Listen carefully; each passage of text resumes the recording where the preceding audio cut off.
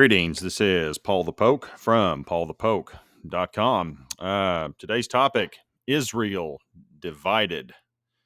And boy, did this thing come to a head in a hurry. But before we get into the details, let's quote Luke 11, verse 17. But he, that'd be Jesus, knew their thoughts and said to them, every kingdom divided against itself is laid waste, and a house divided against itself falls.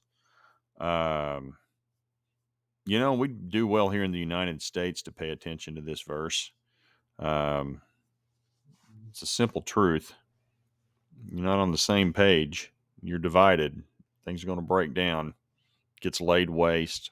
Desolate is another word for the translation there, laid waste. Doesn't end well. First, though, we'll look at a quote from Prime Minister Benjamin Netanyahu. I call on all the demonstrators in Jerusalem, from the right and from the left, to behave responsibly and not to act violently. We are brothers. So he is calling for peace. It's like, hey, we can disagree, but we don't need any bloodshed or beating the hell out of each other either. So we can debate whether or not his move for judicial reform is a good idea, but there's an example of some leadership calling for some restraint from both sides. Now, the issue of judicial reform is coming to a head, obviously, and at the heart, at the heart of the matter, does the Supreme Court of Israel have too much power? Now, Prime Minister Benjamin Netanyahu and some of his supporters on the right say yes. They're unelected. They're just appointed. They've got too much power, and that needs to be rewritten. Now, it does appear there are some fractures on the right. The opposition on the left says leave the status quo alone, no change. Judicial reforms would damage democracy in Israel. And isn't that ironic? So we have the progressives on the left calling for the status quo. And then we have the folks on the right, arguably the far right, are the ones pushing the change. Go figure. Prime Minister Benjamin Netanyahu has decided this evening. Well, this is what kind of kicked it all off. This happened on yesterday, Sunday the 26th. Here's the tweet from the Prime Minister of Israel. Prime Minister Benjamin Netanyahu has decided this evening to dismiss Defense Minister Yoav Gallant. And from there, things pretty much spiraled out of control in a hurry. There was already a lot of passion on this issue from both sides. But when this happened, things got out of hand in a hurry. And here's the irony of it. Gallant is in the Likud Party, same party that Netanyahu's the head of. Netanyahu fires fellow Likud Party member and defense minister Yoav Gallant. And this happened one day after Gallant called for a pause in the judicial reform legislation. So he apparently didn't fall in line. Some would say that. And here's the quote from Gallant. I see the source of our strength eroding. The growing rift in our society is penetrating the IDF and security agencies. This poses a clear, immediate, and tangible threat to the security of the state. I will not lend my hand to this. For the sake of Israel's security, for the sake of our sons and daughters, the legislative process should be stopped now to enable the nation of Israel to celebrate Passover and Independence Day together, and to mourn together on Memorial Day and Holocaust Remembrance Day. And that's Yoav Gallant. So he's just calling for a pause. And here's the article. Here's the link to the article. If you click on this, we'll take you right up here. Netanyahu fires Defense Minister Gallant for calling to pause judicial overhaul. And then, man, here came the crowds in the streets, and it started in Tel Aviv. I think they estimated up to 700,000 people. We'll get some of those here in just in a second. I pulled the key quotes, but you had people protesting Tel Aviv, Haifa, Jerusalem, Beersheba, all over Israel. Netanyahu said last night, we must all stand up strongly against refusals.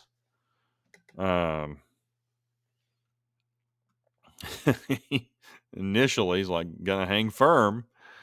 And then there's a quote I stated earlier. This did not go over well. Two Likud Knesset members signaled they could vote against parts of the overhaul reverse course on Sunday and promised to toe the party line. I mean, so you got people all over the place. Netanyahu's got to be careful. This thing could spiral out of control and we could have elections again. Last thing they need. But this was the event that really got people fired up. And then, of course, you have people calling Netanyahu a dictator. The Israeli prime minister is a danger to the state of Israel. He's on a power grab. He's also facing some potential court charges, and they think that he's just trying to get himself out of trouble with any charges that could be brought against him. Gantz said the danger has become worse. Netanyahu put politics and himself over security this evening. That's the National Unity Party leader, Benny Gantz. Clear, immediate, and tangible danger.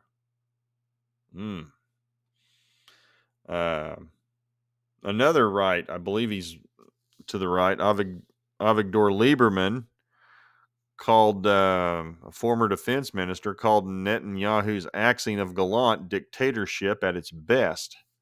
So this did not go over well, even with some folks who are historically had been kind of on Netanyahu's side. So if you want to take a deep dive into this, highly recommend these articles. Just don't have enough time to cover it. And here's the scene in Tel Aviv. Thousands of protesters. This is from Intel Sky. Thousands of protesters against judicial reform and the Netanyahu government in Tel Aviv. But I think they said that they're up to 700,000 people. Massive amounts of people that participated. Blocked roads, shut things down. And then this morning, so the next morning, this is from CNN Jerusalem. We're going to take a look at this. Israel's largest trade union announced a strike, closing transportation, universities, restaurants, and retailers. Israeli diplomats and embassies from Washington, D.C. to London and Paris joined in the strike as well. Here we go. So, historic strike leaves Israel at standstill with crowds in the street to protest judicial reform. Pretty much the guts of that right there. Things in Ben-Gvir Airport in Tel Aviv halted for several hours because of the strike. No flights leaving or coming into. I don't know about, but they halted all flights going out of Tel Aviv.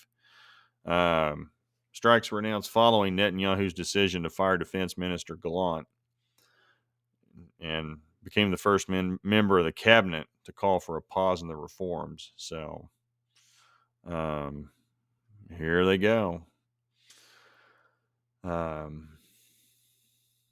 Again, link will be provided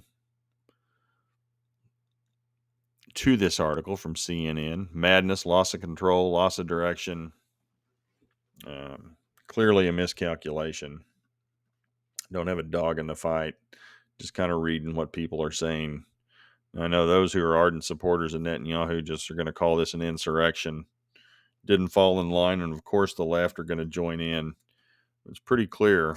Netanyahu does not.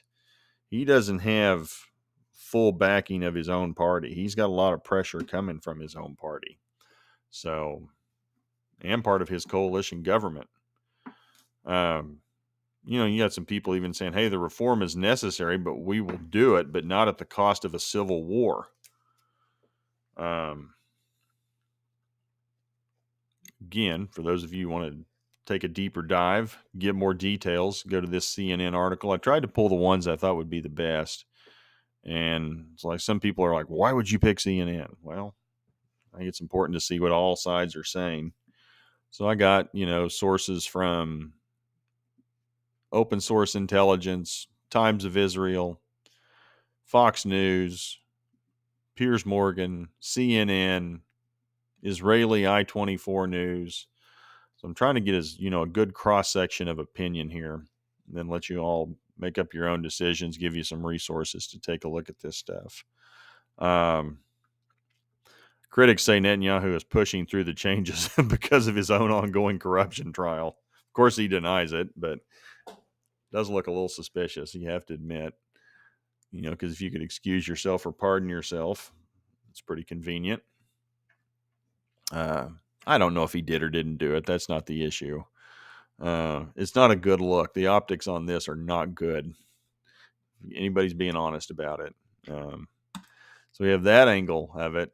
And as of this afternoon, Netanyahu agreed to stop reforms for now as protests continued in the hundreds of thousands across Israel. The Judicial Reform plan for the session of Parliament has been postponed.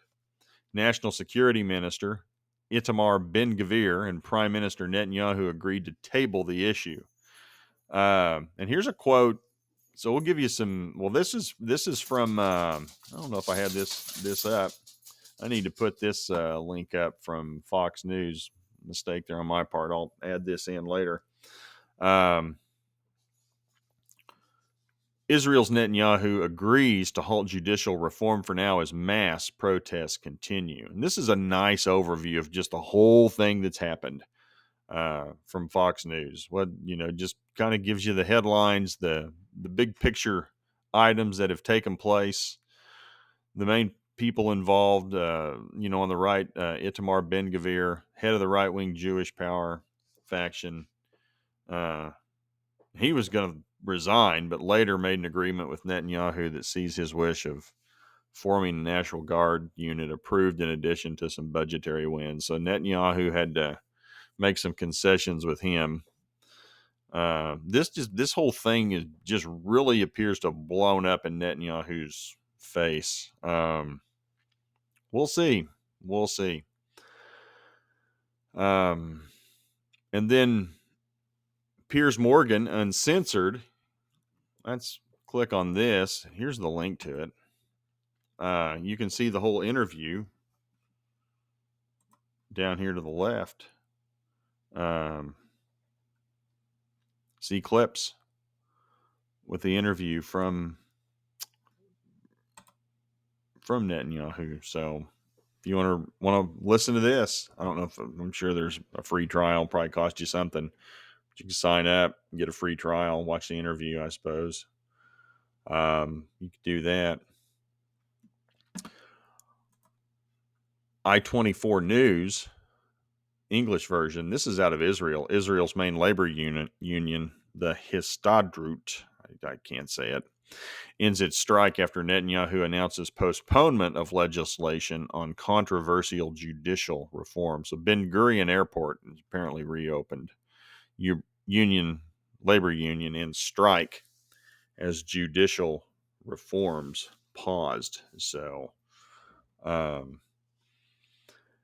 so this goes to, this was in Jerusalem today and this evening. They're still protesting. I mean, none of this stuff is backed off. This is from the right side. This is Yeshai Fleischer. And he is Ben-Gvir's spokesperson, I believed, or he's a assistant of his. Nationalist wing has a voice that won't be trampled. Right now, Jerusalem protests for real and Jewish democracy. So lots of things going on. Again, this is something that pretty much erupted within the last 24 to 36 hours, from the moment Gallant was let go.